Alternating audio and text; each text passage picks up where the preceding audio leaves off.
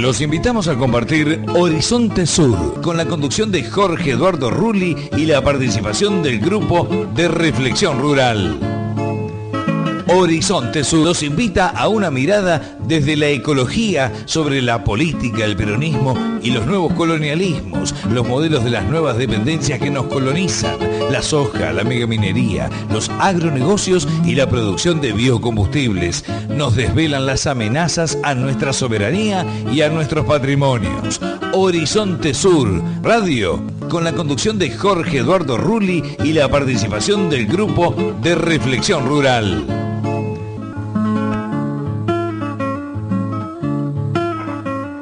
En este nuevo sábado de Horizonte Sur, les habla Jorge Rulli, me acompañan en la mesa Bernardo Elfman en la producción, Gabriel Musikansky, Gabo Musikansky y Ernesto García, y bueno, y vamos a comenzar un nuevo programa con los grandes temas que no podemos obviar. El tema de que la Iglesia haya optado por un papa de origen argentino es el gran tema que preocupa a los medios y a la opinión pública, pero sobre todo me parece que es un tema que expresa las limitaciones del pensamiento político argentino, los caminos sin salida en que estamos. Vamos a tener hoy con nosotros a Alejandro Katz, filósofo, durante muchos años director del Fondo de Cultura Económica. Vamos a tenerlo en la segunda parte de este programa para reflexionar también sobre la configuración política del progresismo desarrollista en América Latina y sobre todo del modo de construir relatos y de generar simulacros que conducen a sucesivos callejones sin salidas. El tema que nos desvela, este tema de Bergoglio, del nuevo Papa, a mí, y de la actitud de la Argentina en general, hacia lo que ha pasado, a mí me llena de profunda vergüenza. Debo decirlo, me parece penoso el modo en que se ha encarado este tema. Si había hechos, si se arrastraban situaciones de justicia o de aclaración, tendrían que haberse hecho antes. Hacerlo ahora es puro rencor, es puro lastimar el destino común de todos los argentinos. Cada palabra violenta, cada palabra baja que se ha dicho, que los diputados han dicho, es algo que lastima la posibilidad de que los argentinos aprovechemos la posibilidad de volver a recobrar nuestro destino común. Cuando yo veo a esos senadores incapaces de pararse al ser anunciada la novedad, cuando veo a esos concejales en centenares de municipios que estaban en sesión y no hicieron la menor alusión a lo que estaba ocurriendo en Roma, simplemente porque no querían sacar los pies del plato, porque estaban esperando ver qué decían otros. Cuando veo las declaraciones procaces de líderes presuntamente sociales que tienen radios a su disposición, que tienen puestos de gobiernos importantes a su disposición y que tienen prensa para decir todo tipo de estupideces, me da mucha pena por nosotros, porque no somos capaces de comprender la creciente complejidad de la globalización y nos hemos quedado en el pasado viviendo el puro presente de los años 70, incapaces de resolverlo.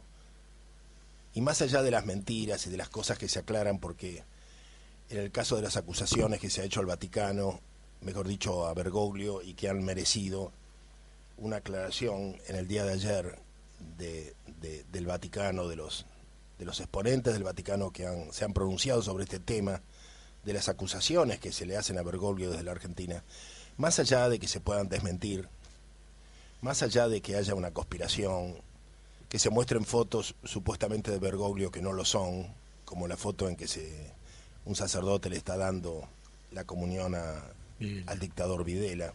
Más allá de todo eso, más allá de que se pueda aclarar, lo que va a quedar es esta impresentable necesidad de volcar el odio,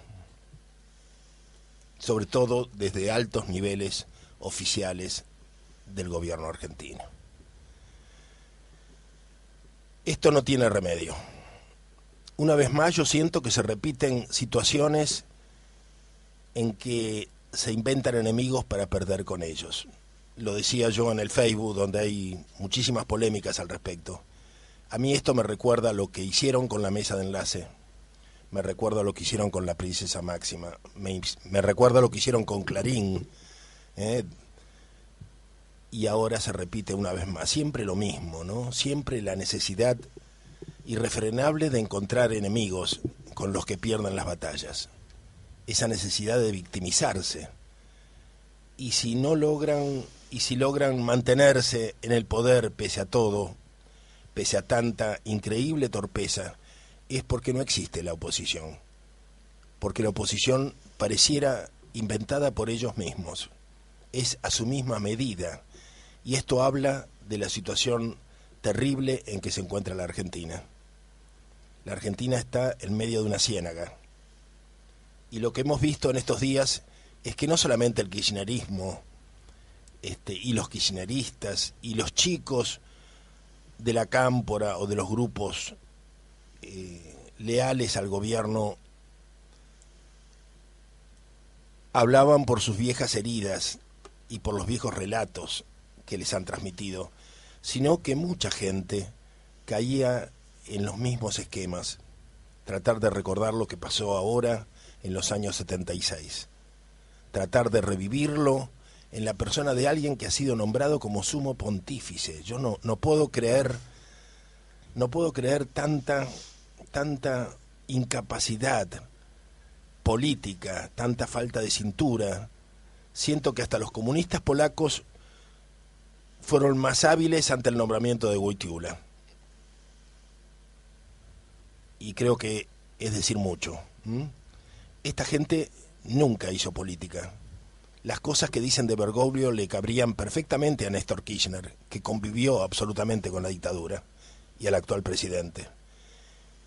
Y a muchísimos, centenares de altos funcionarios de este gobierno que trabajaron, que colaboraron, y que estoy convencido que tuvieron un oficial del ejército a cargo de ellos, pero estoy convencido. ¿Quién tira la primera piedra?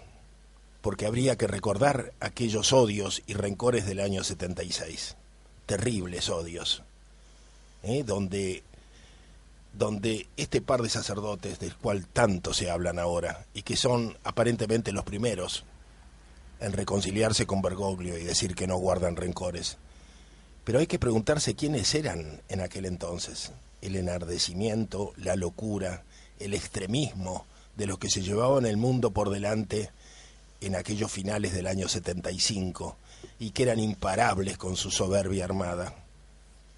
Y de aquello también nos hemos olvidado porque durante años y años se ha echado un manto de silencio para que no comprendamos. Y yo me imagino lo que habrá sido para un responsable jesuítico que dos jesuitas a cargo de grupos montoneros le digan preferimos irnos de la orden, pero estamos ganando, vamos para adelante, y que les diga no, váyanse, ¿por qué nos vamos a ir si estamos ganando? Debe haber sido sumamente difícil. Y no estoy juzgando ni estoy tomando partido, sino tratando de entender los odios que se suscitaron en aquella época y de los cuales todavía estamos pagando, porque es lo que ha deteriorado la fe, la mística del pueblo argentino, y nos ha conducido a este callejón sin salida, donde parece que lo que ocurre en el mundo nos es tan difícil de comprender. Hemos perdido las claves para interpretar la complejidad de la globalización. Nuestro mundo es pequeño, provinciano. Vivimos en una burbuja. Y nos llegan las cartas y los comentarios. Y unos dicen, el Papa es peronista. El otro dice, sí, pero nombraron de papa a un guardián. El otro dice, nombraron de papa a alguien que entregó a sus compañeros. Yo no puedo creer tanta incapacidad, porque los que lo dicen en general tienen un peso, tienen lugar en los medios. Estamos perdiendo una gran oportunidad, evidentemente. Creo que la hemos perdido ya. Y me temo que por culpa de esta impotencia, de este sectarismo, de esta incapacidad de salir del pasado, el día en que Francisco venga a la Argentina y los millones de personas que se reúnan a celebrar su presencia van a ser claramente antigubernamentales, claramente, y que galopen después, que se agarren de la montura para galopar la Argentina que se viene. No supieron entenderla, no supieron subirse, no supieron adaptarse, porque están encerrados en sus viejos egoísmos.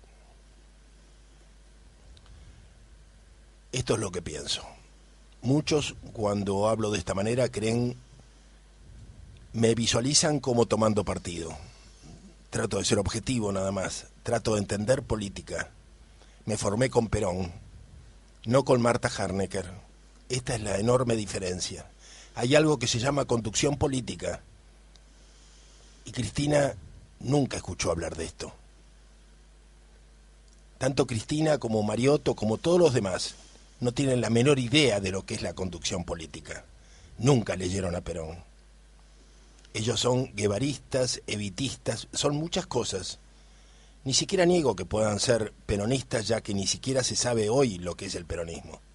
Quizás sean peronistas, no lo dudo, pero que de política no entienden, estoy convencido.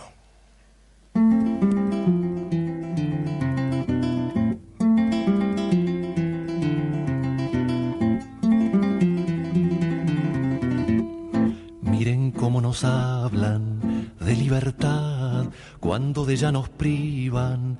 En realidad, miren cómo pregonan tranquilidad cuando nos atormenta la autoridad. ¿Qué dirá el Santo Padre que vive en Roma, que le están degollando a su paloma?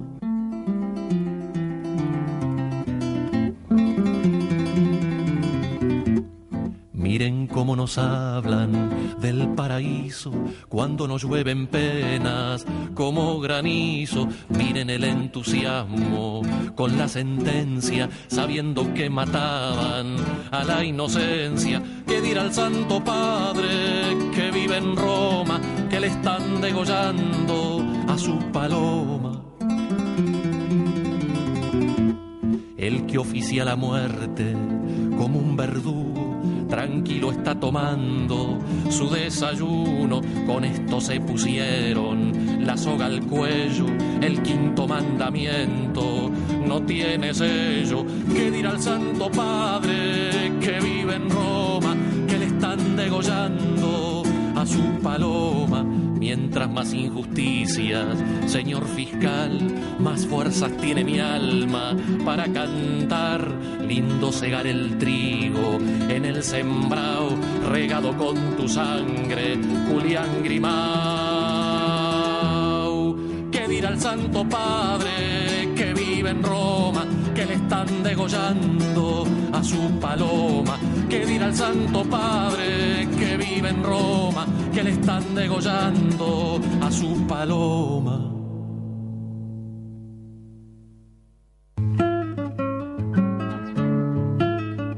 Horizonte Sur, sábados a la hora 9 por AM 690 K24 en radio, FM Frecuencia 0, 94.1 de Alberti, provincia de Buenos Aires. Sábados a la hora 12 por FM del Sur, 103.7 de Verónica, partido de Punta Indio, provincia de Buenos Aires. Domingos a la hora 13 por FM Cristal, 100.9 de Rauch, provincia de Buenos Aires. Domingos a la hora 18 por FM 90.7 de la Radio Pública de Marcos Paz, provincia de Buenos Aires. Jueves a la hora 12 por FM 107.9 en el Valle de Tras la Sierra, Córdoba. Se escucha también por www.arturocavallo.com.ar, www.pararelmundo.com, sitio web del GRR, www.grr.org.ar.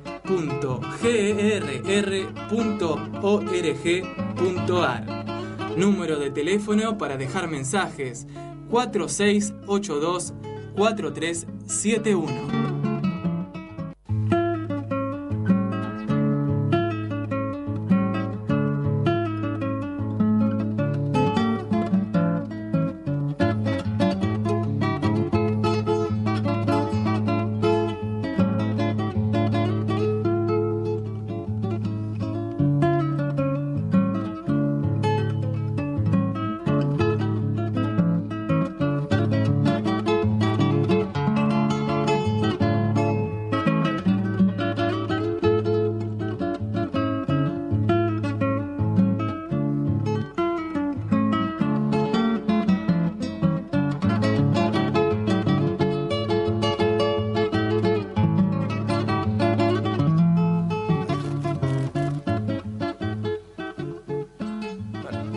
Bueno, acá estamos de vuelta. Recién escuchábamos ¿Qué dirá el Santo Padre? De Daniel Biglietti. Estamos haciendo Horizonte Sur por AM690. Les recuerdo los teléfonos para los que se quieran comunicar y dejarnos algún mensaje: 4642-5533 y 4642-5315.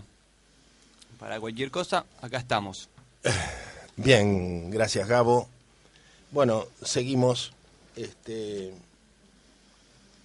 A veces yo entiendo que a muchos compañeros del GRR y a lo mejor a mí particularmente, ya que tengo que hablar de mí,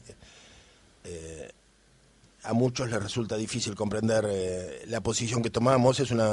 Suele ser una interpretación que sorprende, ¿no? A muchos les sorprende. Después muchas veces llaman para decir: mirá, me rompiste la cabeza, la verdad que veo el mundo de otra manera, veo la situación de otra forma. Bueno, está bien, ¿qué pasa? Sigamos sigamos pensando, ¿no? Me parece que estamos pensando, queremos seguir pensando, queremos no tener ataduras, queremos volar. Y bueno, y yo quería decir que en realidad a veces siento que necesito aclarar, entre mucha gente que se dice de izquierda, que yo nunca me sentí de izquierda. Y esto no significa que sea de derecha, como algunos pensarían de manera binaria. Digamos, soy de izquierda, pero en un sentido muy convencional, muy especial. Pero quiero aclararlo. Cuando hoy me dicen soy de izquierda, yo pienso inmediatamente en la izquierda de una convención, de una Cámara de Diputados. Y cuando me dicen soy de derecha, estoy pensando en la derecha. No hay otra manera de pensar. Ser de izquierda o ser de derecha es pensar en política partidaria. Y yo nunca pensé en política partidaria. Entonces no soy de izquierda porque no me sentaría en ningún parlamento, porque no creo en esta democracia. ¿Se entiende? Sí. No creo en la democracia burguesa. Y ser de izquierda o ser de derecha, a partir de la Revolución Francesa, siempre fue imaginar un lugar donde hubiera un sector de izquierda y un sector de derecha y un sector de centro. Entonces, los que pensamos, los que nacimos a la vida política con otras miradas y donde imaginamos otras espiritualidades y no solamente los objetivos materiales que nos ofrece el capitalismo o que cuestiona y nos ofrece su otra versión, que es el socialismo, los que hemos aspirado a otro tipo de mundo revolucionario donde lo espiritual, la convivencialidad de la comunidad organizada, la participación, la democracia directa, la vida interior y el respeto por el silencio también sean parte de las conquistas necesarias para alcanzar una mayor humanidad.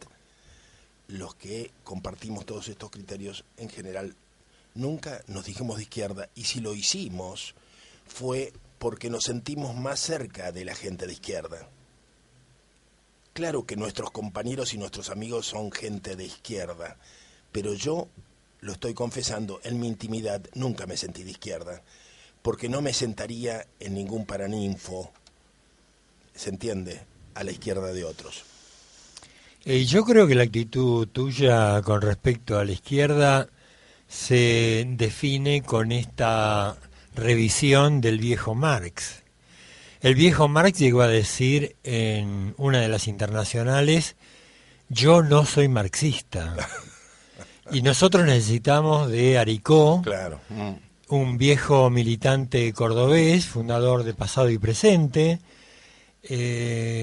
para reivindicar a ese viejo Marx que admitía cosas bastante distintas al leninismo que después nos venden como marxismo. Que se impuso como doctrina, claro. Al punto, yo he conocido a un viejo comunista de 85 años actuales que me ha dicho que él estudió en la universidad que después se llamó Patrice Lumumba, Que era la y me dijo, en Moscú, sí. en Moscú, me dijo tranquilamente, en la universidad esa no se enseñaba marxismo, se enseñaba leninismo. Estaba convencido, bueno, y ahí empieza la mistificación, donde José Stalin aparece como el cuco de la película, y en realidad el cuco venía de antes.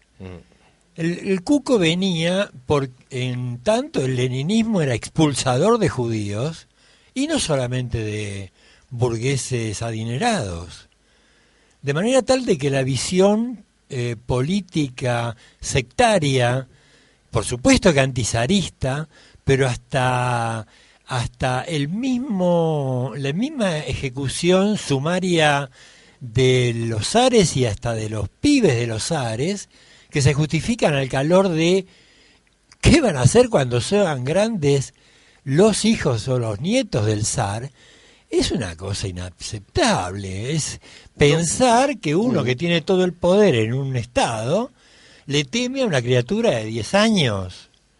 Ahora, el desafío que tenemos es ser revolucionarios, y yo creo que ser revolucionarios implica también saber ver que aquellas grandes contradicciones reproducían el modelo profundo del capitalismo, digamos, y uno puede entender que en su momento, en el capitalismo del siglo XIX, los que pensaron en contra inevitablemente reprodujeran elementos autoritarios, de opresión, materialistas. Imagínate lo que eran aquellas ciudades proletarias de Inglaterra, de Alemania. Es natural. Pero el problema es que estamos en el nuevo milenio. ¿Cómo no vamos a ser capaces de pensar? Por eso yo siento a veces que estamos también en la continuidad de una cantidad de gente, qué sé yo a veces lo he reivindicado tanto a César Marcos, a Rodolfo Kusch, a Ignacio Leucovis, incluso el primer libro que nosotros tenemos como GRR fue del ingeniero Gallo Mendoza. Cuánta gente importante en la cual hemos abrevado pensamientos, ¿no? Para llegar, y cada uno de ustedes también, seguramente en otros, para llegar a tratar de tener alguna idea, alguna osadía en el pensar, ¿no? Me parece que Gabo... Te estaba escuchando. Te estás moviendo como si tuvieras una idea.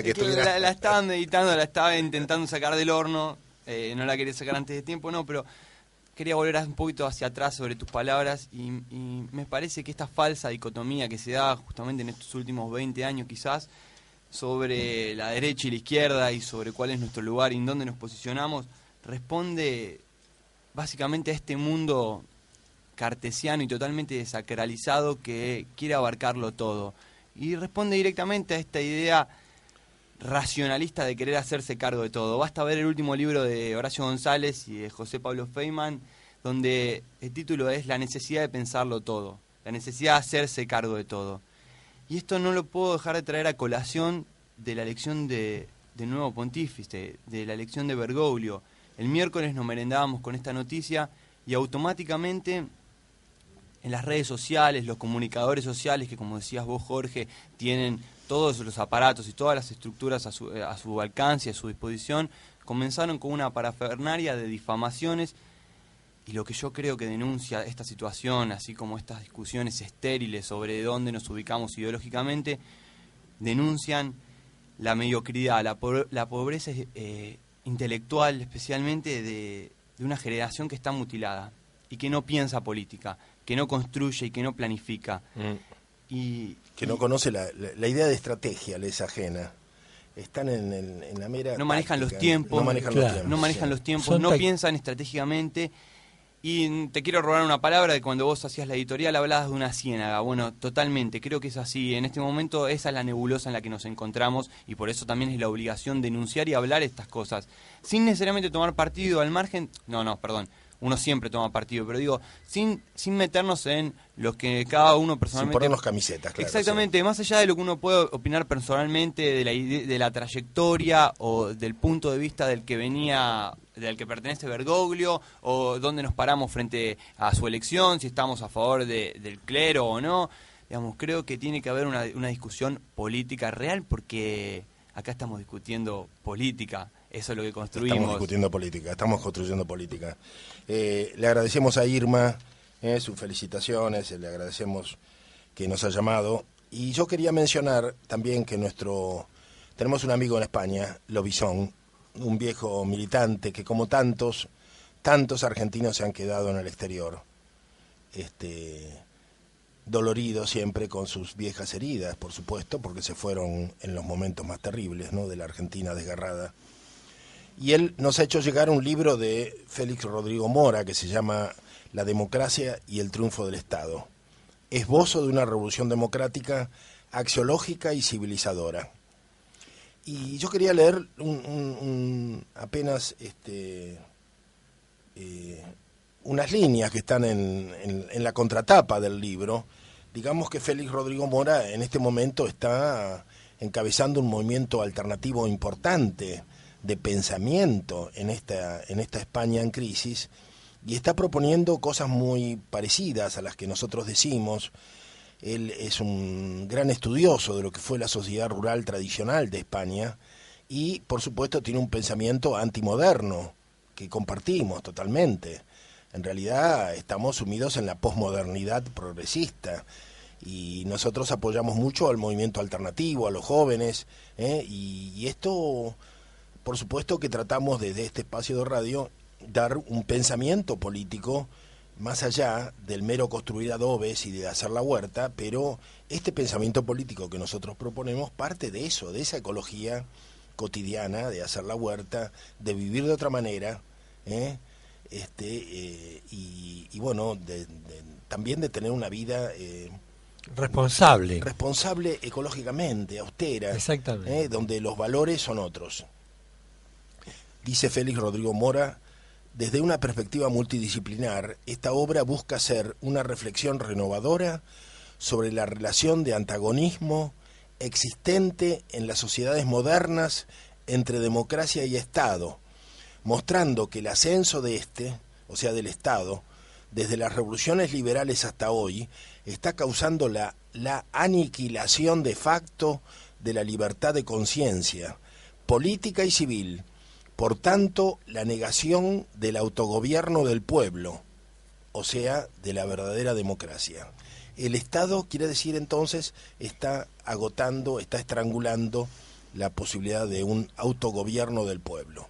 Y continúa: el triunfo del Estado, que en el último medio siglo se ha hecho casi total, junto con el de las instituciones civiles por él generadas, la gran empresa sobre todo, está socavando de un modo pavoroso la esencia concreta humana, hasta la subhumanización del sujeto común, devastando los fundamentos mismos de la vida civilizada.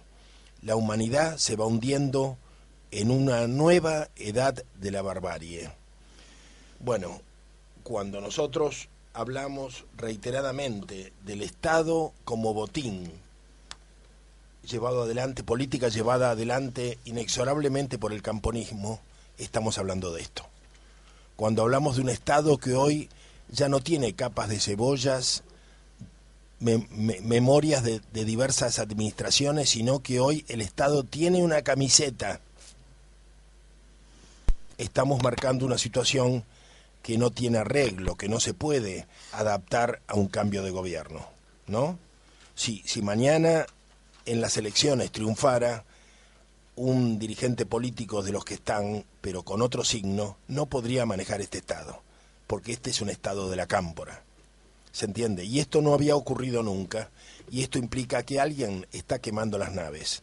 Después de mí, el caos. Bueno, tendremos que aceptar que lo que viene es el caos. Nosotros, como grupo de reflexión rural, a nosotros, a mí por lo menos, no me asusta en absoluto que alguien nos ponga en esa situación terminante y me avisan que lo tenemos a Maxi en el teléfono. Maxi, ¿estás ahí? Buenos días. ¿Cómo están? Muy bien. Justo estaba hablando de situaciones caóticas y apareciste vos en el aire, claro, en el éter. No sé por qué. Para sumar al caos. ¿Por qué has desertado hoy, que no estás en la mesa? Han llamado numerosas muchachas preguntando dónde está Maxi. No es lo mismo sin Maxi. Ay. Bueno, ¿estás bien? No, porque necesitaba evacuar un pequeño aporte en relación a lo que estaban mencionando al principio del programa con, digamos, los argumentos que, bueno, en realidad que ni siquiera llegan a ser argumentos, sino más bien, digamos, toda esta opereta mediática que, digamos, o sea, que toma algunos elementos de la realidad histórica reciente de la Argentina con respecto al tema Bergoglio, pero que bien le podían caber a los Kirchner durante sus actividades. Todas sus gestiones, como, sí. Claro, sí. Lo que ya sabemos, como con sus actividades como abogados en la provincia de Santa Cruz, Alicia Kirchner como funcionaria de la última dictadura militar, etcétera.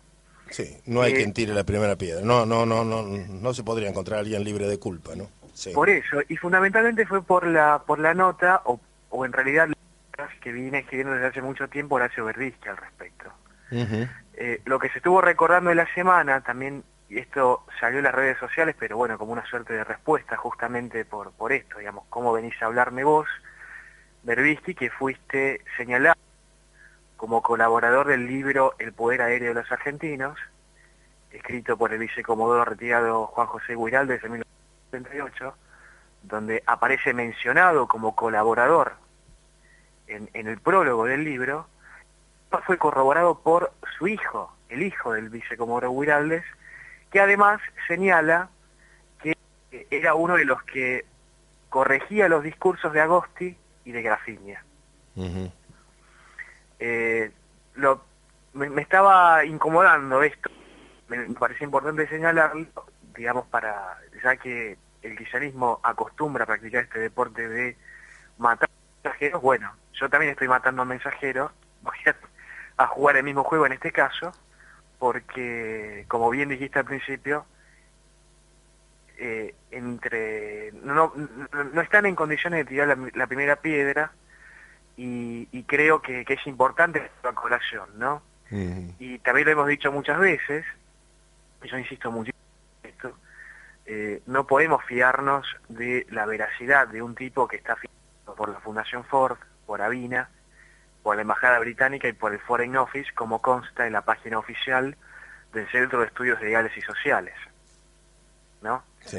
Así que, nada, quería aportar esos pequeños datos como para saber de dónde viene toda esta operación mediática. Bueno, tenemos apenas, me avisan que ya se está cortando, pero uh-huh. Yo también, yo estuve en las peores situaciones en aquel momento, preso en condiciones horribles, prácticamente desaparecido en la cárcel de Salta, totalmente aislado, habían tapiado las ventanas, torturado, muy, muy duro, pero no puedo dejar de decirles, sobre todo a los jóvenes, recordarles el desgarramiento de los argentinos de aquellos días, que también eso, o sea, el relato ha ocultado aquella soberbia, aquella locura política de muchos, ¿no? Y yo reconstruía el probable diálogo entre Bergoglio y estos dos también jesuitas, ¿no? Que estaban en las villas con sus grupos montoneros, y me imagino lo que debe haber sido lo terrible que eran aquellos días, las pasiones desatadas dentro de una orden religiosa inclusive, y no entenderlo, no tratar de comprenderlo es porque nos han mistificado la historia, ¿no? La historia, y queda mucho por decir todavía de cuánta gasolina se echó en la hoguera, ¿no? Como para que, porque a mí me duele por haber apoyado a aquel gobierno legal y haber tratado de salir de los desvaríos, me duele que el poder, el enorme respaldo que tuvo en sus primeros tiempos la dictadura militar, y no es culpa del pueblo argentino, es culpa del hartazgo de los desvaríos, de los dementes políticos que llevaron al país a una situación terrible, que era insoportable realmente. Esos últimos días de Isabel los recuerdo como un día terrible, por supuesto, donde Isabel también tenía su enorme culpa, su enorme parte, los sindicalistas ni hablar, López Rega ni hablar, pero también los radicalizados, ¿no? Que estaban por todas partes con sus ideas tremendistas, con sus propuestas locas, en un país rodeado de golpes de Estado, porque estaba ya Perú, Chile, Uruguay, Bolivia, y faltábamos nosotros, y bueno, se tuvo que dar, y fue algo terrible, y muchos pagamos, y yo nunca me sentí tan mal, tan aislado, tan ¿cómo te diría?, aislado, recogido en mis propias fuerzas, como cuando tuve que soportar no solamente la tortura, sino la cárcel, en un momento en que ni siquiera podías tomar un bando, porque los bandos se habían extremado de tal manera, y ahora se quiere repetir eso, ahora se pretende que todo sea un River y Boca, un blanco-negro, y como me resistí en aquel entonces, más me resisto ahora, a tomar partido por un bando o por el otro, ¿no? Me parece que se repiten constantemente estas situaciones binarias, ¿no? Que tenemos que rechazar. Queremos reivindicar el pensar, ¿no? Maxi, ¿cómo andás? ¿Cómo estás, Gabo? Todo bien. No... Uy, justo se nos cortó. Bueno, se cortó. No. Bueno, pero te está escuchando, seguí. Sí, no, justamente quería aprovechar esto que traían los dos a colación. Primero, cómo se ha no politizado el fútbol, sino cómo se ha futbolizado la política, cómo termina siendo una discusión entre hinchas, la falta de profundidad de las ideas, la falta de interpretación. Y por el otro lado, Jorge, me había quedado pensando cómo se repite una vez más quién nos interpela. ¿Es Berbisky quien nos interpela? ¿De dónde viene Berbisky? ¿Tiene las manos limpias? ¿Tiene el culo limpio, por así decirlo, para venir a interpelarnos sobre nuestro pasado, sobre nuestro presente?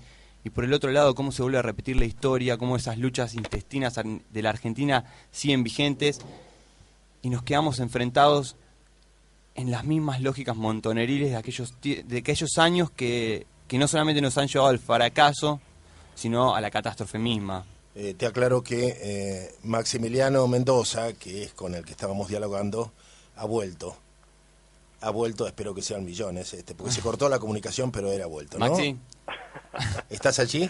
Sí, acá estoy. Bueno. No sé si me terminaste de escuchar, no sé si se cortó, pero bueno, básicamente lo que yo quería, conversar con vos, charlar un poco, era cómo ¿quién es el que nos interpela? ¿Es Berbisky? ¿De dónde viene Berbisky? ¿Qué ha hecho Berbisky? Y por otro lado, ¿cómo se vuelve a repetir esta historia del montonerismo? Cómo, nosotros nos llevamos por encima puesto a todos, incluso al Papa. Otra vez se repite lo mismo en ese sentido. Y eso será un modo también muy humano de pensar, de un pensar precario, no sé cómo llamarlo, tendremos que encontrarles nombres a este modo de ser, ¿no? Que es muy argentino, por otra parte. Yo estoy pensando en la contraofensiva. La contraofensiva que se toma como un acto político fantástico, como que la dictadura militar es la única responsable del amasijo, cuando en realidad hoy, gracias a muchos libros que han aparecido, el amasijo fue responsabilidad de la conducción montonera. Bueno. La conducción montonera tiene una responsabilidad que no asume. Que no asume, sí, no es exclusiva, pero bueno. No, claro, yo no quise asume, decir exclusiva, dije que también. Pero no lo asume. No se puede decir que en lugar de retirar al ejército como las Heras en Cancha Rayada, las Heras no mandó a los 2.000 o 3.000 hombres que salva al frente contra Osorio en Chile. Nos los manda al suicidio. Por supuesto que los españoles iban a masijar a todo el ejército argentino si estuviese a su alcance, y lo iba a estar si un general conduce mal. Y acá lo que yo quería decir es que aparte de la conducción política errónea, hay una conducción militar errónea, siendo ellos combatientes, porque no eran perejiles que iban sin un fierro encima, venían con los fierros al divino, al suicidio. Pero me parece que Maxi quería decir algo antes de que termine la hora. No, bueno, que no se tome como un ensañamiento, ¿no? Pero estaba tomando algunos datos para tratar de echar un poco de luz, ¿no? Sobre la figura de Horacio Berbisky. Y yo no soy muy afecto a armar tramas conspirativas, pero sí a tratar de atar algunos cabos, ¿no? De hecho, una de las cosas que a mí en particular más me sorprendieron de los últimos tiempos fue cuando a su sobrina, Natalia Federman, la nombraron a cargo de la Oficina de Derechos Humanos del Ministerio de Seguridad. Estoy hablando, repito, de Natalia Federman, que en su currículum consta que, bueno, es abogada, es investigadora, que fue miembro del Centro de Estudios Legales y Sociales, es sobrina de Berbisky, pero es ciudadana británica. Y fue nombrada por excepción. Ah, no me digas, era la sobrina de Berbisky, aquella funcionaria británica, de origen británico, sí. Se habló bastante del tema. Yo creo que no lo suficiente, Jorge. Sí. No lo suficiente porque además, recordemos que esto se dio en el marco de el flamante Ministerio de Seguridad, que nace a fines de 2010. Ustedes recordarán con el tema de... yo me acuerdo porque esa noche estuve muy movido con ese tema cuando se toma el Parque Indoamericano. Ajá. Que Nil Lagarré pasa del Ministerio de Defensa a hacerse cargo del flamante Ministerio de Seguridad, asume Purricelli a cargo del Ministerio de Defensa, y lo primero que dice, cuando la Rockhopper, la Desire Petroleum, la Falkland Oil and Gas y la British Petroleum estaban explorando la plataforma continental en derredor de Malvinas, que la Argentina no manejaba ninguna hipótesis de conflicto. Lo recuerdo eso, yo lo recuerdo bien. Y que después, con la ley de compensación de remesas de capital, que se votó por unanimidad en el Congreso de la Nación y que ya hemos tratado en Horizonte Sur, en su momento con Félix Herrero consultándolo, no se reglamentó hasta el día de hoy. Y que, por ejemplo, la banca Barclays fue, la banca británica Barclays, fue la encargada de los canjes de deuda de 2005, efectuado por Lavagna y por Néstor Kirchner, y en 2010, ya con Amado Boudou como ministro de Economía, en el nuevo y último canje que se abrió en ese momento, también la banca Barclays estuvo a cargo del tratamiento de los bonos de deuda de los acreedores externos. Es decir, yo no sé si el responsable es Berbisky, no estoy diciendo eso ni mucho menos, pero sí me parece que es un personaje muy oscuro y un eslabón necesario para entender estas cosas, ¿no? Y que hay intereses muy por encima de nuestras rencillas, ¿no? Que hay enormes intereses para aplastar la posibilidad de que la Argentina vuelva a salir a flote. Esto es lo que yo siento, ¿no? Que siempre por encima, más allá de que nuestras rencillas sean justas a veces y tengan verdades parciales o no, hay otra cosa que es el destino nacional y que está siendo ahogado y que nosotros colaboramos en eso, ¿no?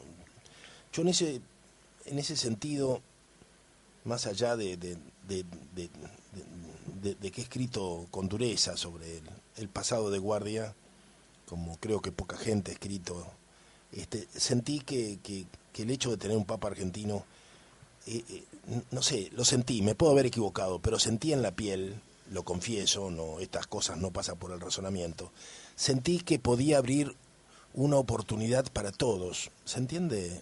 Que podríamos haberla aprovechado, que era como que nos volvía a reinstalar en el mundo, ¿no? Imagínate frente al conflicto de Malvinas, ni hablar de otras situaciones, de los fondos buitres.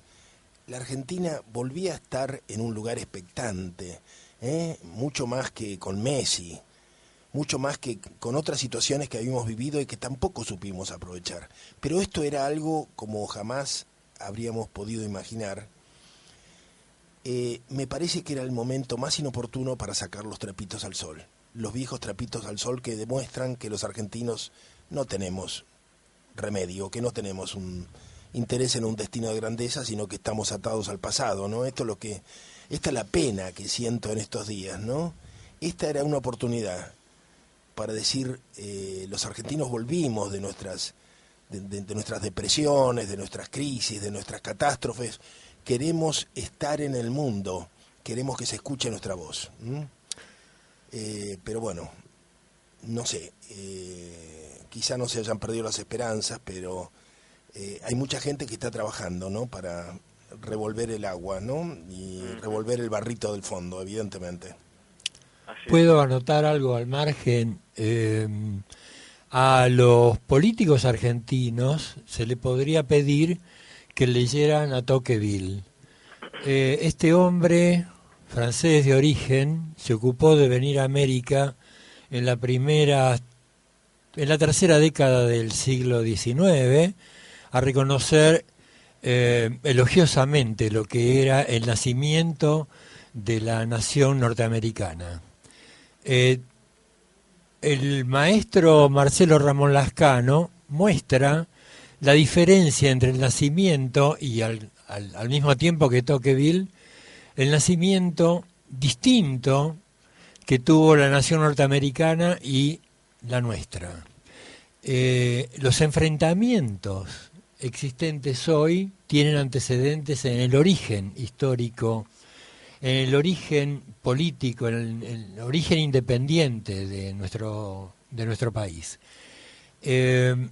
Importantísimo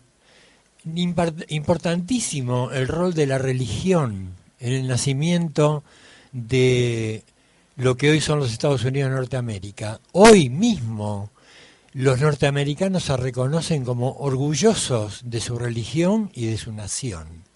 Esto no es una casualidad.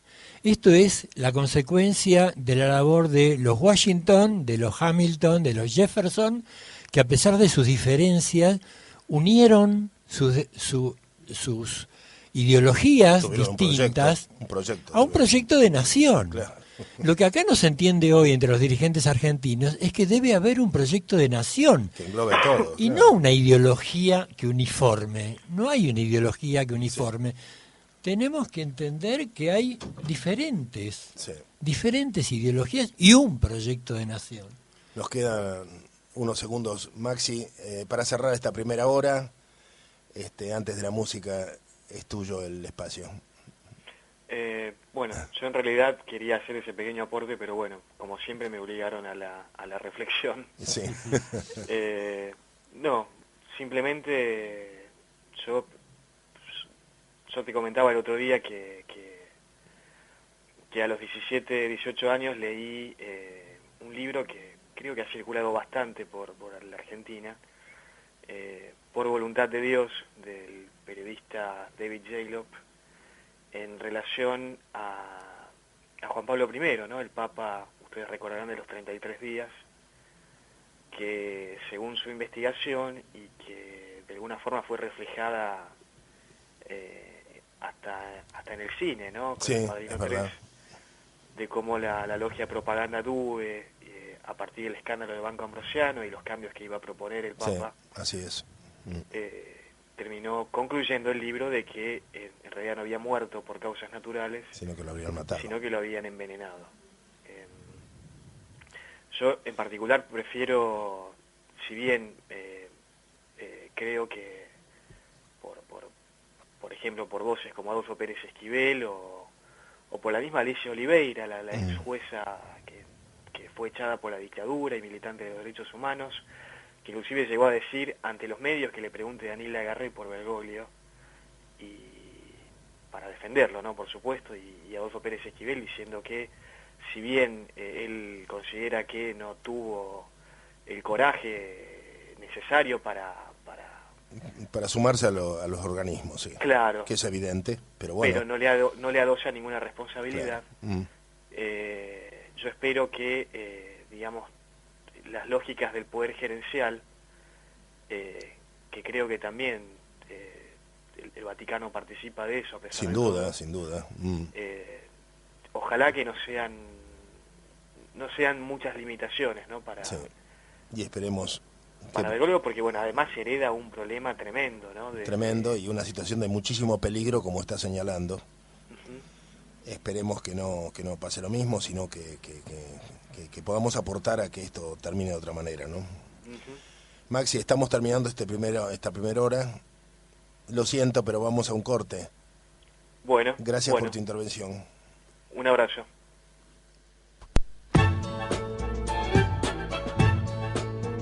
Desde la ciudad de Buenos Aires transmite AM690, K24 Radio, una radio como a vos te gusta.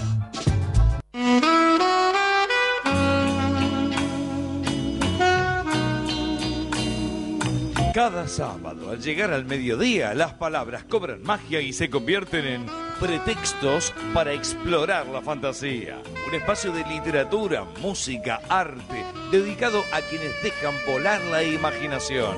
Idea y conducción, Juan Carlos Di Bernardo. Pretextos para explorar la fantasía. Sábados, 12 horas por AM690 K24 en radio, una radio como a vos te gusta.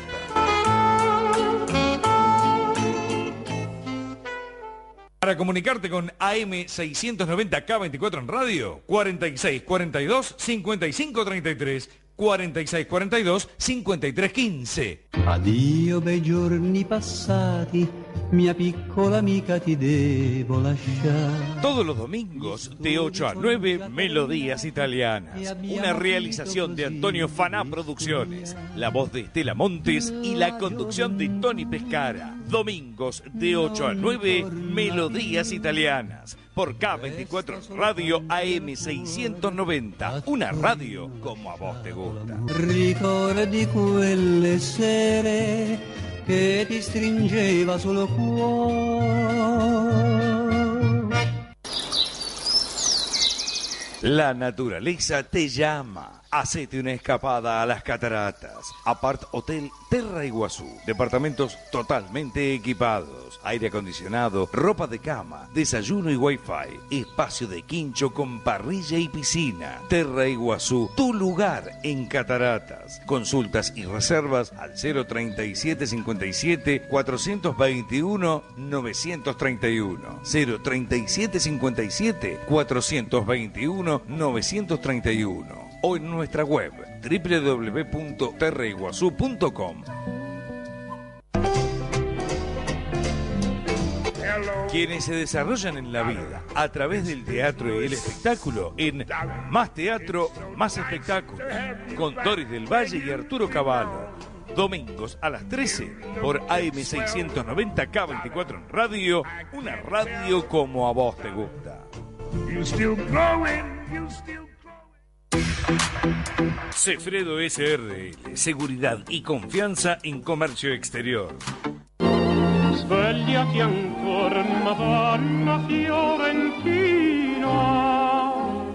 Las mañanas del domingo en AM690 son veramente al uso nostro. De 9 a 13 llega Antonio Chiato para compartir Ricordi d'Italia. Un magazine de noticias, música e información para la gran comunidad ítalo-argentina en nuestro país. Recuerde, domingo, Italia está de fiesta por AM690 K24 en radio, una radio como a vos te gusta. Lava Autos Sistema 3, el gigante de Mataderos. Bragado y Pilar en Mataderos.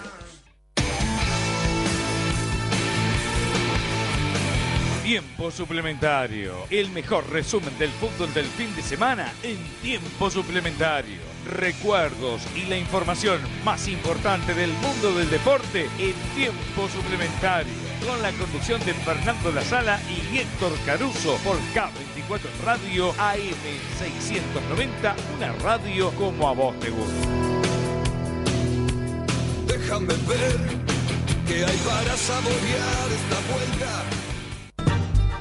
Comunicate con nosotros, mandanos un mail a radioam690@yahoo.com.ar, radioam690@yahoo.com.ar.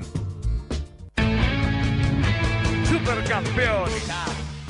Toda la campaña de Boca con una manera diferente de vivir el sentimiento ceneice. Todos los partidos con los relatos de Pedro Varela y su equipo de Supercampeones por AM690 K24 Radio, una radio como a vos te gusta. Yo te sigo a todas partes, cada vez te quiero más. Desde cualquier lugar del mundo, escuchanos por www.am690.com.ar, www.am690.com.ar, Argentina y el mundo. La playa del olvido. Todos los sábados de 11 a 12 del mediodía, Carta Abierta. Un programa para pensar y reflexionar. Con la conducción de Claudia Caffarelli. Carta Abierta. Sábados, 11 horas. Por K24 Radio AM690. Una radio como a vos te gusta. Y busca entre tus cartas amarillas. Desde la ciudad de Buenos Aires transmite AM690. K24 Radio. Una radio como a vos te gusta.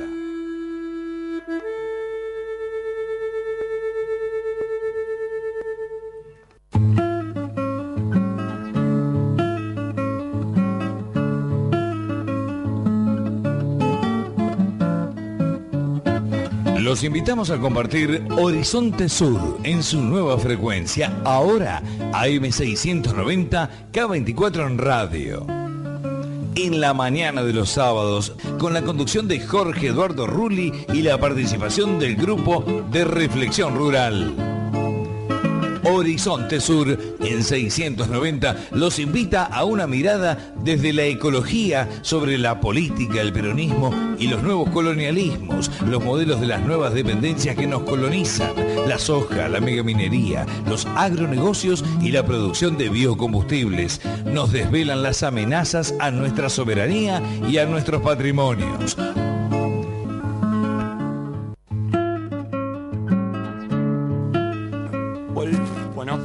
Volvemos, acá estamos en la segunda hora de Horizonte Sur. En un ratito tendremos la posibilidad de estar conversando con Alejandro Katz, pero no queríamos dejar de invitarlos. El domingo 24 de marzo a las 15:15 de la tarde se va a estar presentando en el marco del Festival Internacional de Cine Político en el Bauen la película, el documental Peronismo, la memoria silenciada, el documental de Jorge Rulli, así que bueno, están todos invitados. Y seguimos adelante en esta segunda hora de Horizonte Sur. Alejandro Katz, ¿estás allí en el teléfono? Sí, estoy aquí, buen día. Buenos días, Alejandro. Bueno, es un gusto tenerte aquí en el programa.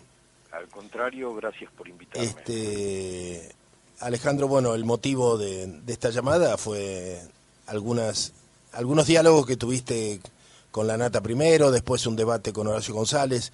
A mucha gente le pareció, y a nosotros también, un aire refrescante el poder, la capacidad de intercambiar ideas, de intercambiar o de generar conceptos que expusiste en esos momentos, y por eso quisimos llamarte también, porque siempre hay un mamífero egoísmo en nosotros y sentíamos que estabas diciendo muchas cosas que compartíamos, que a lo mejor habíamos dicho, pero no con la gracia de la literatura que supiste expresarlo y la capacidad didáctica, y entonces dijimos que bueno sería tenerlo a Alejandro con nosotros en el programa. También salió En el debate con Horacio González, con el director de la Biblioteca Nacional que tuviste en TN, salió el nombre de nuestro amigo Leis, que hemos difundido su libro, Testamento de los años 70, ¿no?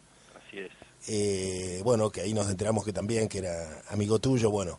Así es. Bueno, queríamos repasar todo esto que a nosotros nos preocupa mucho, entender qué es lo que nos está pasando, que no es solamente un gobierno, porque en estos días hemos visto que no nos podemos dejar de hacer responsable por el gobierno que tenemos. O sea, nosotros también estamos aportando a una mirada sesgada que nos aplasta y que no solamente está en el gobierno, está a veces en nosotros mismos, ¿no? Yo creo que es así, Jorge. A ver, un poquito más fuerte, ¿puede ser? Sí. Ahora sí. Yo creo que efectivamente es así. Elegir al gobierno como responsable de los destinos de una sociedad es olvidarse que hay una sociedad que debe ser responsable de su destino. Lo cual no quiere decir poner los mismos niveles de responsabilidad en cada uno de los actores de la sociedad civil. Sin duda, el gobierno tiene un nivel de responsabilidades muy diferente porque concentra unos recursos y unos resortes de poder distintos y porque tiene la obligación de reflexionar de un modo en el que no todos los ciudadanos tienen obligación de reflexionar. Pero creo que en lo que decías hay muchas cosas importantes. Creo que efectivamente el país está muy mal. Creo que está muy mal por indicadores económicos, por indicadores sociales, por indicadores de infraestructura, por indicadores de políticas públicas, etcétera. Pero creo que está muy mal sobre todo porque es un país que no puede entender que está mal y no puede discernir con claridad la diferencia entre lo que está mal y lo que está bien. Y me parece que si no podemos aclararnos un poco qué es estar mal y qué es estar bien y de qué modo ir de un lado al otro, vamos a seguir estando muy mal. Creo que una de las dificultades que hay para entender eso tiene mucho que ver con la práctica de este gobierno, que es una práctica de encubrimiento de lo real con un discurso que lo camufla, con Así un es, discurso sí. que aleja lo real de la posibilidad de hablar sobre eso. Y que realidad. Es una gran obstrucción para el análisis, Sí. Es una gran obstrucción para el pensamiento de políticas alternativas, es una gran obstrucción para que tengamos al menos las herramientas de pensamiento que necesitamos tener para hacer las cosas que debemos hacer. Y ahí sí creo que el gobierno tiene una gran responsabilidad, que ha deteriorado el lenguaje común, que ha deteriorado el discurso público, que ha deteriorado la forma en la que corresponde hablar de las cosas, que es hablando de las cosas y no de lo que queremos decir de ellas. Creo que ese es quizás uno de los daños más permanentes que este gobierno va a dejar en el país. Que no hablamos de las cosas tal cual son. No hablamos de las cosas tal cual son. Sino de lo que desearíamos que fueran, ¿no? Algo así. Yo creo que ni siquiera de lo que desearíamos que fuera, sino hablamos de las cosas del modo en que es conveniente que hablemos para conseguir lo que queremos. Dicho esto desde el gobierno. Es decir, podemos decir que la inflación es la que es, podemos decir que la pobreza es la que decimos que es, podemos decir que hemos invertido en infraestructura, podemos inaugurar cosas 2, 3 o 4 veces, podemos actuar como si la realidad, podemos hablar de la realidad como si la realidad fuera indiferente a lo que decimos. Eso es. Pero esto que tiene que ver, o que en todo caso se verifica claramente cuando se contrapone el discurso del gobierno con los hechos concretos y empíricamente verificables, es más grave aún cuando afecta a los valores, cuando el gobierno se asigna el lugar del progresismo y está destruyendo el tejido social, cuando habla de una política económica de matriz diversificada y en verdad lo que hace es ampliar los horizontes de la economía extractiva, cuando confunde el discurso sobre valores con esos valores, ahí el daño es todavía más grave. Te seguimos, sí. Bueno, esto se está viendo. Yo decía hoy, en estas confrontaciones permanentes, ¿no?, que conducen a romper con todo criterio de tener aliados o de jerarquizar aliados. Yo recuerdo que trabajaba en la Secretaría de Agricultura cuando el conflicto con el campo, hace varios años, el secretario le había ofrecido al dirigente máximo de la Federación Agraria, a Bussi, un cargo en la Subsecretaría de Agricultura. En esos días cambió el secretario y se lo negaron, no se habló más del tema. Y yo en aquellos días del enfrentamiento con el campo, yo me preguntaba, ¿por qué esto se tendría que haber resuelto ofreciéndole a la gente de la mesa de enlace diferentes puestos que estaban ocupados por incompetentes? Por otra parte, se habían improvisado, pero claro, no había capacidad de esto, había una necesidad de pelear con ellos. Ahora, sin duda lo que decís me parece que es como muy ilustrativo de al menos dos características del gobierno. Una, no solo su incompetencia, sino su indiferencia acerca de su incompetencia. Creo que básicamente la capacidad de ocuparse de las cuestiones públicas, en la dimensión concreta de esas cuestiones públicas, es muy baja. Uh-huh. Y además no les importa. No les importa, esto es terrible. Esto es un asunto. El otro asunto es el que vos introducís cuando hablas de dar posiciones a otros.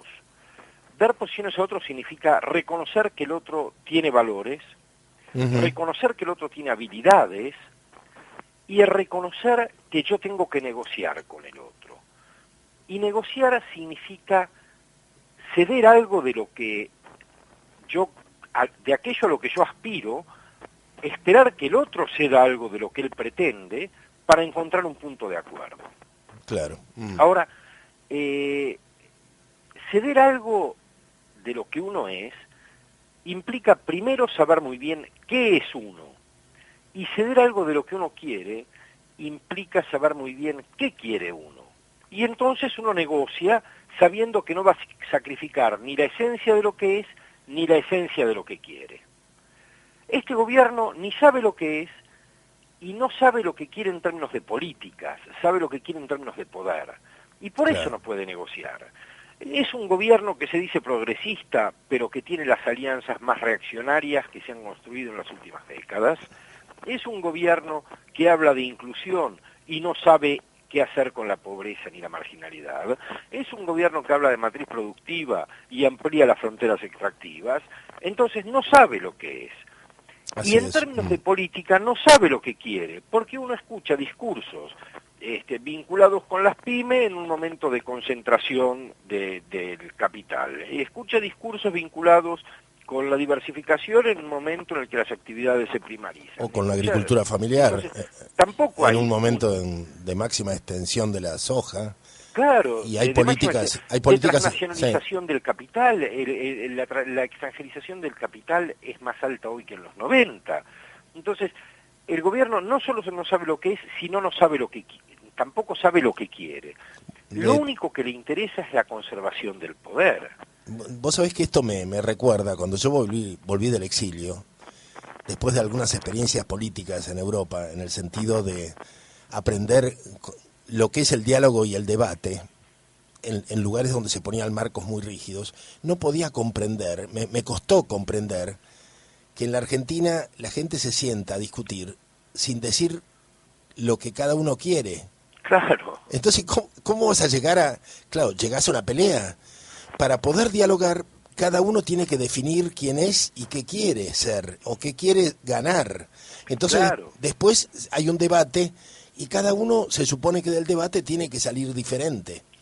Es que exactamente eso no es lo interesante del debate. Lo interesante del debate es que yo sea permeable a tu capacidad de explicarme qué es lo que yo pienso mal.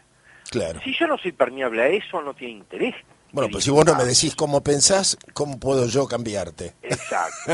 Es que esto es así. Ahora, cuando el interés no es el pensamiento sobre un futuro común y el armado de una caja de herramientas que sea la mejor para ese futuro, sino que el pensamiento es el pensamiento de la conservación del poder, ¿qué me importa lo que pensás? Lo que me importa es subordinarte, no oírte. Lo que me importa es alinearte, no corregirme por tu intervención. Y yo creo que tenemos que tener claro que la principal preocupación del gobierno es la permanencia en el poder, no es otra. No es el desarrollo, no es la pobreza, no es la inclusión, no es la educación, no hay una preocupación estratégica que pueda ser compartida o controvertida, pero que sea claro. La única preocupación es táctica y es la de la supervivencia del grupo que controla el Estado en el Estado. No hay otra.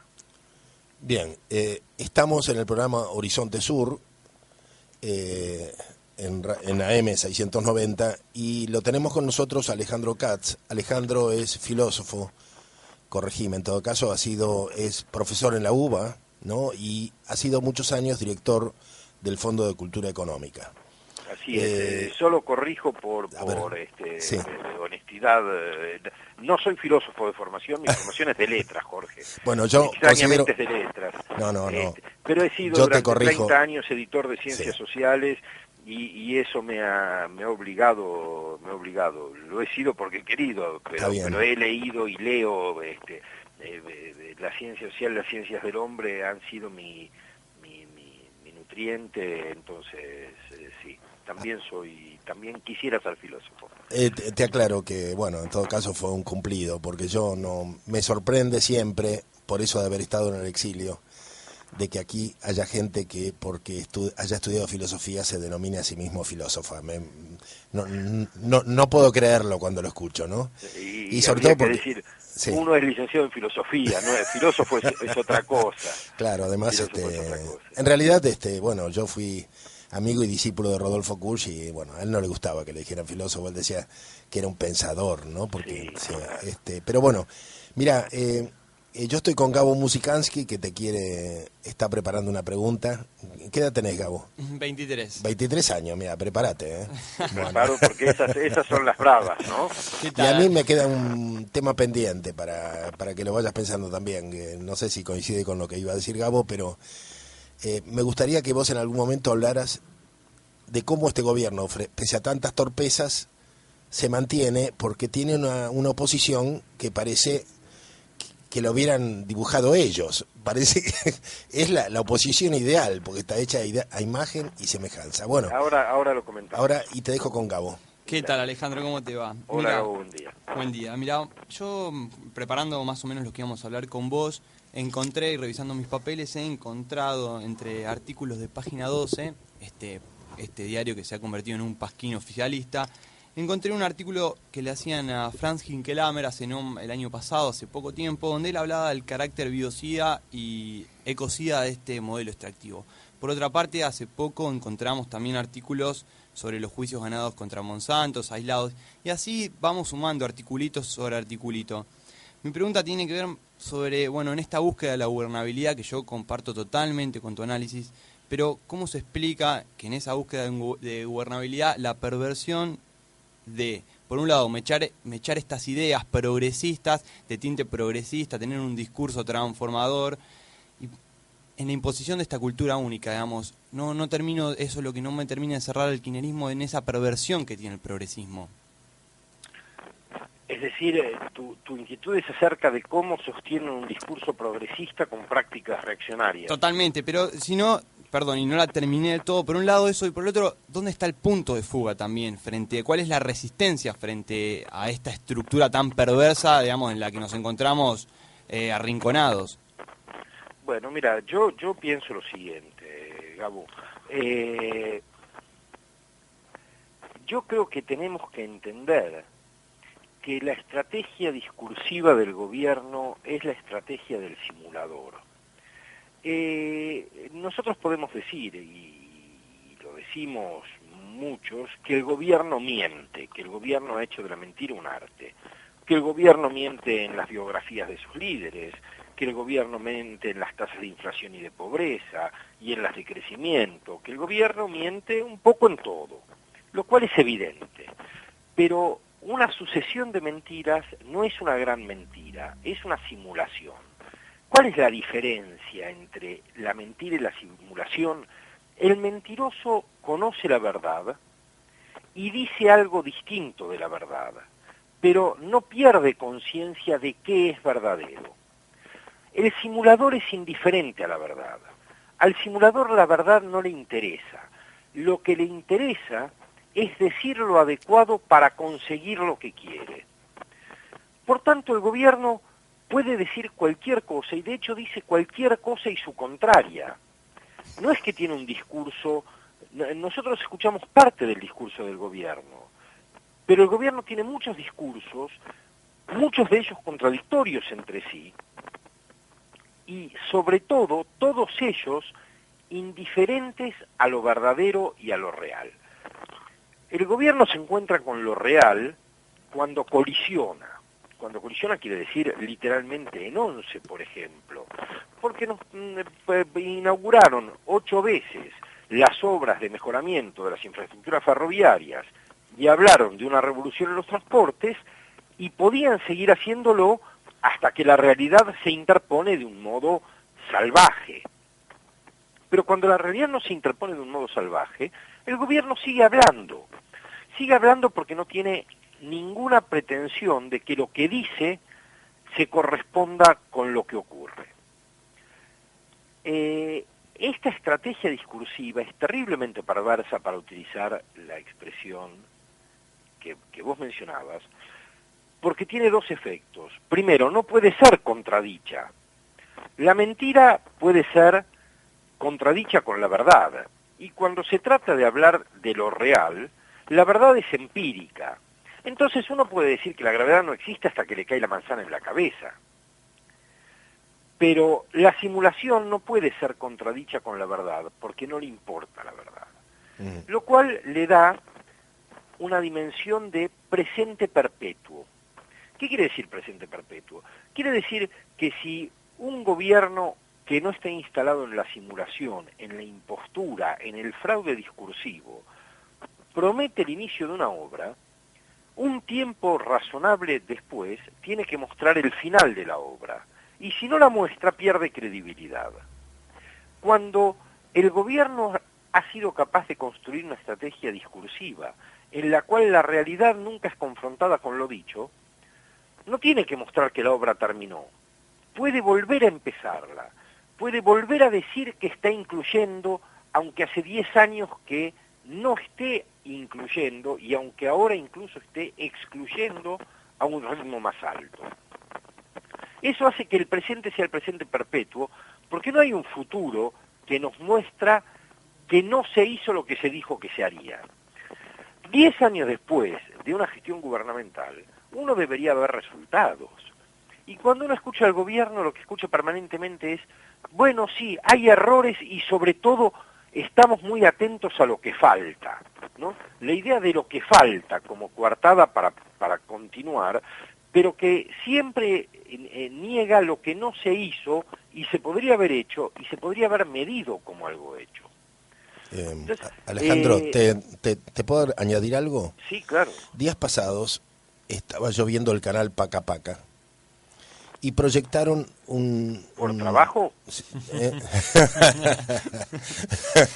No, por zapping.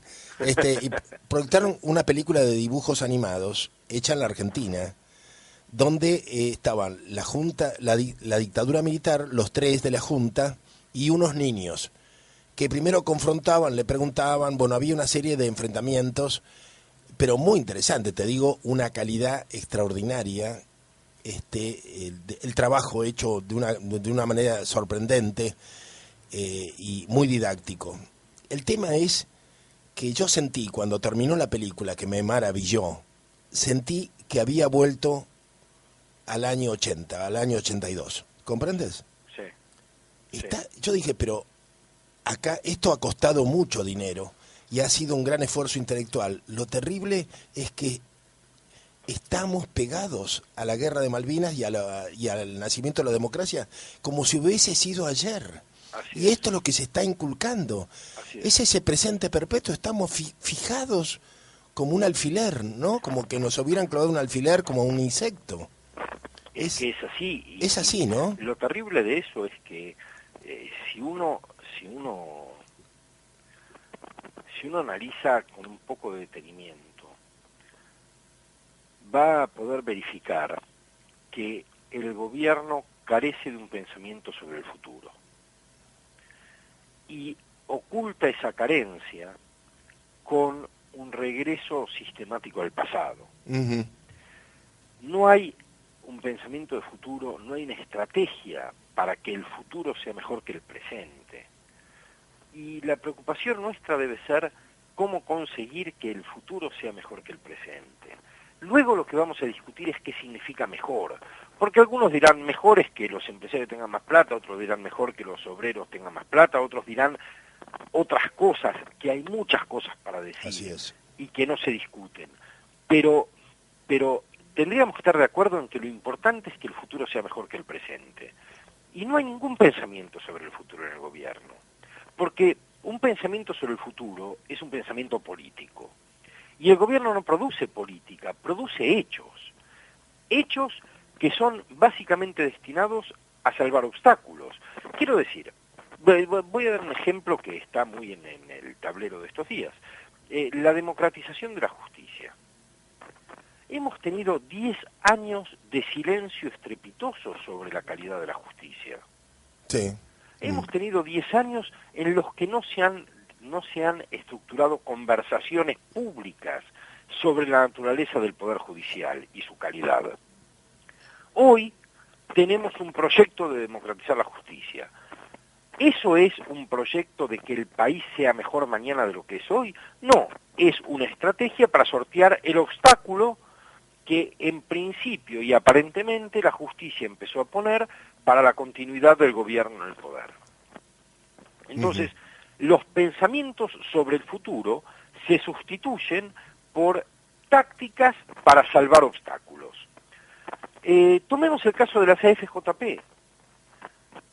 Digo, podemos todos estar de acuerdo con que las AFJP eran un desastre.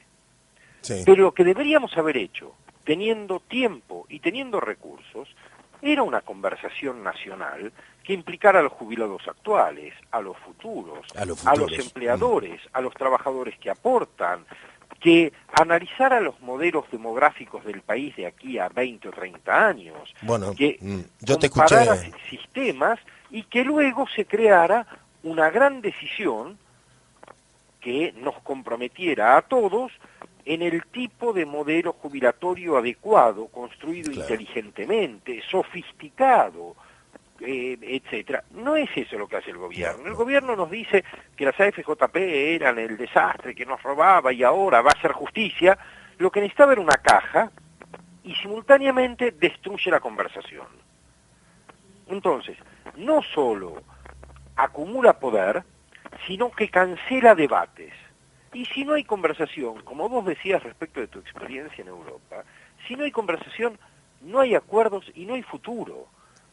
Vayamos entonces ahora a la oposición. Esta interrogante de que parece a veces hasta exculpar al gobierno, porque parecen todos ser iguales. ¿Es un problema de la casta política? ¿Cómo lo ves? Mira, en verdad yo tengo muchas preguntas al respecto, más que respuestas, porque realmente es una de las grandes incógnitas a las que nos enfrentamos todos diariamente. En medio de esas preguntas aparecen algunas intuiciones, diría. Yo creo que sí, la oposición, pero la imposibilidad de la oposición, de ser oposición, es la imposibilidad de cada una de sus partes de haberse constituido en el líder de la oposición. ¿Cuáles son esas partes? Una parte es el radicalismo.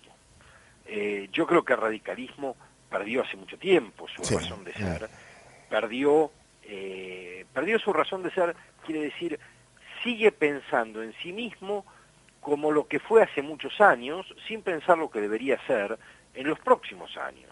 El radicalismo no ha renovado sus ideales, no ha renovado su discurso, no ha renovado sus estrategias, no ha renovado su militancia. Es un esqueleto, es para decirlo de algún modo, lo mejor que el radicalismo pudo ofrecer en las elecciones pasadas fue una parodia de lo que ofreció hace 30 años. Así es. Sí. Si llegamos a esos extremos, ya no es mucho lo que se puede esperar. Sin embargo, sobrevive por las sinergias de la nostalgia, porque tiene inserción territorial, porque esa inserción territorial le da un pequeño poder en las ciudades de la provincia de Buenos Aires y en algunos sitios de Santa Fe o de Córdoba y no mucho más, en los que saca unos concejales, unos legisladores provinciales, y eso le permite mantener ese poder territorial y darle continuidad. El radicalismo no tiene una palabra de valor, no tiene una palabra de valor. ¿Tiene una palabra de valor? Sí, tiene una palabra de valor, la de la reivindicación de las instituciones republicanas. Pero esa es una palabra de valor con la que no se hace una política, porque muchos pensamos que esa es una condición para la política, no un objetivo de la política, que necesitamos instituciones republicanas sólidas para hacer qué país. Claro, para hacer algo. Entonces, si no hay un pensamiento de país, el hecho de defender las instituciones no lo va a convertir en un eje de la oposición. Ahora, ¿qué pasa en lo que a mí más me preocupa, que es la oposición, para decirlo con un lenguaje común, no vulgar, pero común, la oposición por izquierda? ¿Qué pasa con el FAP? ¿Qué pasa con esta gente que tampoco configura un polo de poder opositor? Yo creo que pasan dos cosas. Pasan, diría, tres cosas. Una, pongámosla en la capacidad del gobierno de inclinar la cancha. Inclinar la cancha de muchos modos. Tirarle muertos a Santa Fe una vez por semana, o a Junín, o lo que fuere. Pero hay dos que me parecen claves. La primera es, la oposición ha sufrido la captura ideológica del gobierno. Y ese es un gran logro del gobierno. La oposición ha votado con el gobierno por ideología, sin darse cuenta que la responsabilidad era limitar la concentración del poder. Que la oposición disputa poder, y que para tener poder propio tiene que limitar el poder ajeno. Al votar con el gobierno, capturada por la ideología, la oposición no ha hecho más que cederle cuotas adicionales de poder a un gobierno que acumula cuotas de poder sin límite. Cuotas de poder político, económico y simbólico. Digo, se vota la estatización de aerolíneas. Sin embargo, se vota por ideología, por emociones, por sensibilidad. Pero lo que se está votando de hecho es una sociedad anónima fuera del control de los organismos de control del Estado, que se convierte en una caja para financiar la política de la cámpora. Sí. Lo objetivo que hizo la oposición al votar aerolíneas es eso. Lo otro no es política, lo otro son sentimientos. Estamos de acuerdo. Sí. Es una y otra vez que la oposición hace esto, porque la oposición no puede darse cuenta que el gobierno simula, que al gobierno Aerolíneas no le importa nada. Porque Aerolíneas para lo que sirve hoy es para tirar billetes de dólar por las ventanillas de los aviones que llevan chicos de la cámpora en primera Miami, no para la integración territorial. Ahora, esto había que haberlo pensado antes, porque sabíamos que iba a ser así, no hay duda de que iba a ser así. Y una y otra vez la oposición, entonces, la oposición en lugar de disputar poder, lo repite el mismo gesto. Claro, lo de subordinación, ¿no? Ese es un rasgo. El otro rasgo, que es tan grave como este, es que la oposición no encontró nada bueno que decirnos que sea mejor, más convincente y más verdadero de lo que el gobierno dice. Y para volver a usar una imagen que mencioné hace un rato, la caja de herramientas conceptuales de la oposición es una caja de herramientas conceptuales vieja, Jorge. Vieja. Vieja, quiero decir, las herramientas conceptuales que encontramos hoy en el mundo para tratar de entender la complejidad de las sociedades contemporáneas y de pensar cómo poner esa complejidad al servicio de los intereses de los ciudadanos que habitan en los territorios, es una caja de herramientas ajena a la política argentina. Ajena a la política argentina. Quiero decir, hay conceptos que son claves. Democracia de propietarios. Acá se habla de justicia social. Pero la justicia social es un concepto que funciona ex post. Hay injusticia, vamos a repararla. La democracia de propietarios intenta evitar las injusticias sociales. Es un concepto ajeno a la política argentina. Transferencia intergeneracional de la pobreza o de las desigualdades. Concepto fundamental. ¿Cómo hacemos para que las generaciones futuras no hereden la pobreza de las generaciones presentes? Concepto ajeno a la política argentina. Digo, no estamos pensando con las herramientas conceptuales con las que tenemos que pensar. Alejandro, bueno, la verdad que estamos terminando con el tiempo, nos están apurando con los finales del tiempo del programa. La verdad que ha sido muy valioso lo tuyo, nos deja reflexionando y en la parte también de responsabilidad que tenemos cada uno de nosotros, ¿no? Así es. Jorge, porque yo a veces pienso, en otras épocas, un gobierno como este habría caído hace tiempo, empujado por sus propios errores, pero ahora no hay... Sí. No, estoy de acuerdo con vos. No habría quien se haga cargo realmente. No, el problema es nuestro, que no podemos generar una alternativa política y persuadir de que esa alternativa es la buena. Así es. Bueno, te agradecemos muchísimo, Alejandro, un fuerte abrazo.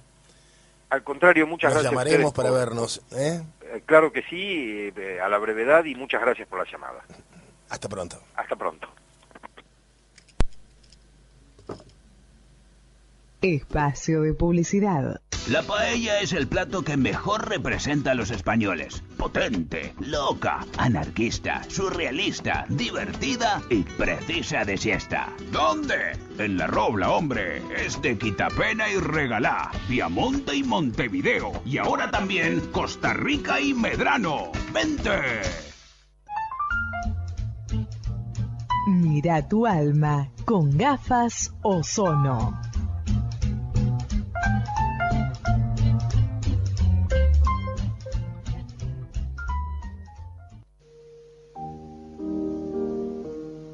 Para tu piel sensible, nuestra nueva línea hipoalergénica Revan se vale de las antocianidinas, principio activo proveniente del extracto de arándanos y cuyo fruto es altamente reconocido por sus propiedades antioxidantes.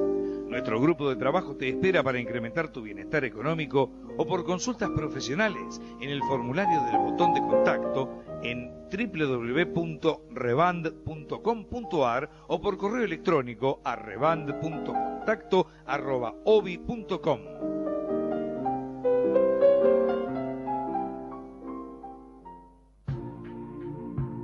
El uso de implantes es una práctica de uso frecuente para resolver la falta de piezas dentarias. Para su confianza en el diagnóstico y tratamiento en periodoncia, el especialista Dr. Rubén Forte en el 4904-0442 y en su correo raforte@fibertel.com.ar. Hola, soy Lucía Alberti, presidenta de ANUA, Asociación Pro Naciones Unidas de Argentina, que es una asociación sin fines de lucro que trabaja todos los temas de las Naciones Unidas. Te convocamos para que participes con tus ideas, con tus propuestas, con tus inquietudes en nuestro Observatorio del Milenio, que trata sobre los objetivos de desarrollo del milenio, fundamentales para tener una sociedad mejor, con calidad de vida y respeto por los derechos humanos. Nuestro correo electrónico info@anua.org.ar. Nuestra web www.anua.org.ar.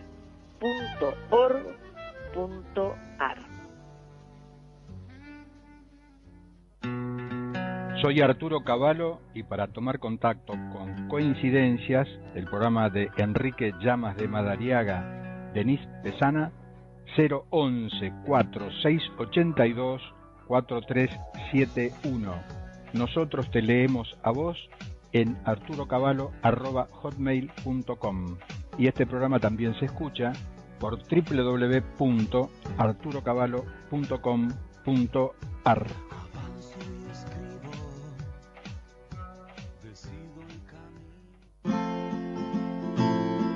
El semanario La Verdad del 9 de julio, provincia de Buenos Aires, refleja la vida de casi 50.000 ciudadanos que la habitan. Está en los kioscos de los 12 partidos. La Verdad del 9 de julio, dirigido por Omar Bello.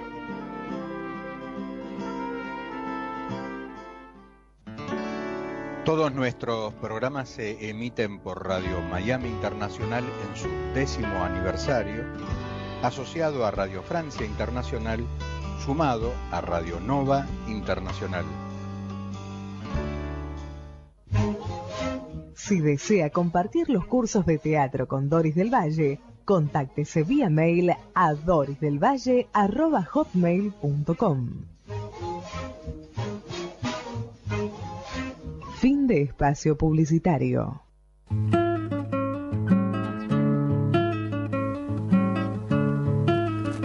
Regresamos. Tuvimos la posibilidad de conversar con Alejandro Katz, una enriquecedora reflexiones sobre la actualidad, sobre este modelo extractivo, las relaciones con el progresismo, pero bueno, acá estamos de vuelta. Les recuerdo que en el marco del Festival Internacional de Cine Político, en el Bauen, el domingo 24 de marzo a las 3:15 de la tarde se va a estar presentando Peronismo, la memoria silenciada. Están todos invitados. Y bueno, les recuerdo de los teléfonos para los que se quieren comunicar, dejarnos sus mensajes, sus dudas, sus preguntas. El teléfono es 4642-5533. 4642-5533 y el otro 4642-5315. Digamos que llamó Eduardo para felicitarnos y le agradecemos. Eduardo desde Bahía Blanca. Y también para preguntarnos sobre la posibilidad de aportar para la prosecución de este programa. Es un tema, tenemos que armar el comunicado, digamos, y ponerlo en el Facebook o en la página, eso en especial en Para el Mundo, pero bueno, no lo hemos hecho todavía, por diferentes situaciones. Le avisaremos. Eduardo, estimado amigo, te avisaremos a vos como a tanta gente que nos llaman para dar una mano a que este programa pueda seguir sin mayores dificultades. Ernesto, acá estamos con vos. Bueno, retomando el hilo conductor de lo que fue la editorial de Jorge y más o menos lo que estuvimos trabajando en la primera hora del programa, Bergoglio pertenece a la congregación de la Compañía de Jesús. Exactamente, de los jesuitas. Me gustaría contanos un poco de qué se trata esta evolución de los jesuitas, cómo arrancaron acá en América Latina. En América, bueno, primero hay que hacer un preludio de cómo nacieron en Europa, porque los jesuitas tienen una acción en América, pero previamente hubo un creador llamado Íñigo López de Recalde, santificado luego como San Ignacio de Loyola, quien en principio había sido un alto funcionario de los Reyes Católicos, Fernando de Aragón e Isabel la Católica, promotores de la venida de Colón hacia el Nuevo Mundo. Este hombre, López de Recalde, nace a fines del siglo XV, es un vasco, nacido en Guipúzcoa, que es una de las 3 provincias vascas, y elige la carrera militar.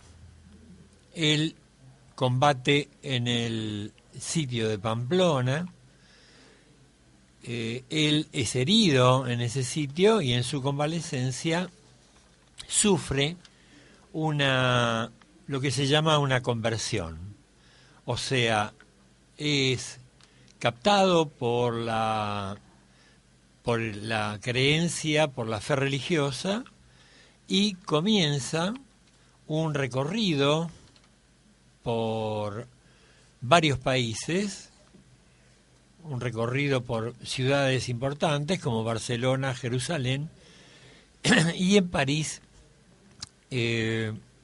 estudia, conoce estudiantes, entre ellos Francisco Javier, y deciden con otro grupo de estudiantes fundar una nueva congregación. Van a Roma, se lo proponen al Papa, el Papa le da su acuerdo. Previamente a eso, el que iba a ser San Ignacio de Loyola, este hombre se entrega en Mauresa, que es una de las ciudades que visita, a la penitencia. La penitencia para el catolicismo es un sacramento por el que mediante la absolución el sacerdote le son perdonados los pecados cometidos luego del bautismo. Se le otorga la absolución si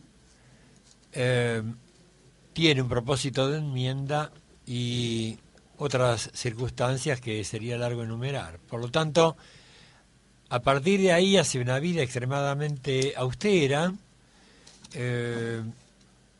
Como dije antes, llega a París, donde se licencia en teología y donde con un conjunto de estudiantes crea una nueva congregación, que es la de los jesuitas.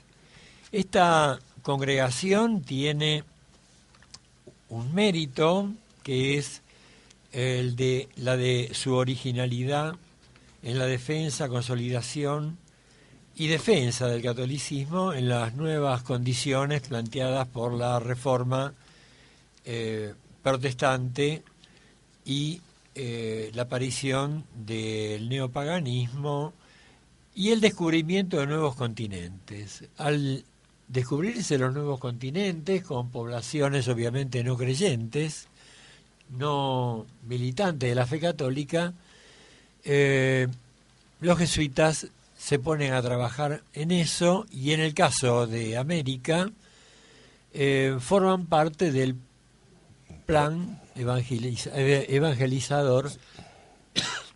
El proyecto jesuítico en América fue muy importante, incluso merecería que lo desarrollemos con más amplitud en el próximo programa, ¿no? Naturalmente, yo lo que quiero aclarar es que el proyecto fue evangelizador y aparte fue un defensor de lo que el Tratado de Tordesillas había determinado. O sea, el Tratado de Tordesillas había sido asignado por Portugal y por España, dividiéndose el Nuevo Mundo.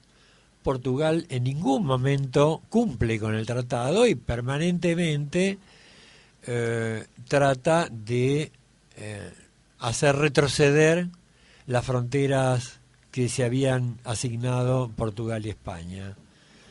O sea que es un proyecto cultural, geopolítico primero, ¿no? Obviamente. Y después cultural, porque acordate que fueron las primeras traducciones de los idiomas indígenas al papel, ¿no? A la imprenta, con la imprenta fueron...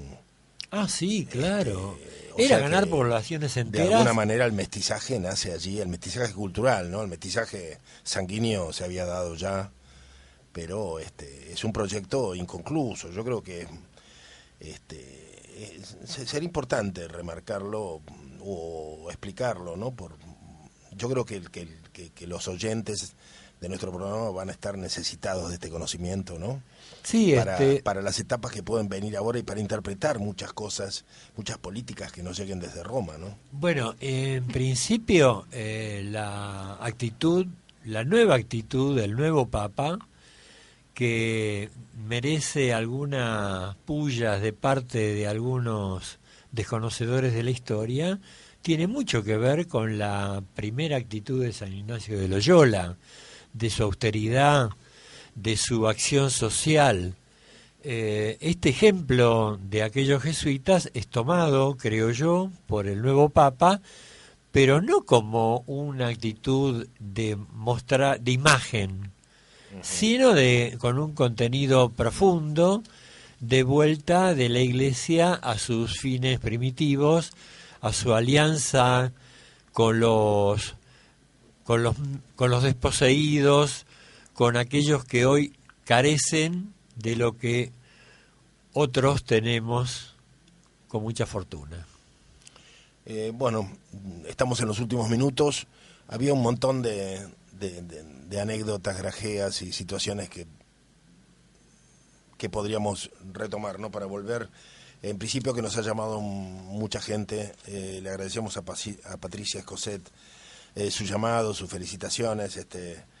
Bueno, ha habido muchos llamados y 42 personas entraron en internet en simultáneo, ¿no? Con nuestro programa. También quería leer una cosa a propósito de aerolíneas, que Alejandro Katz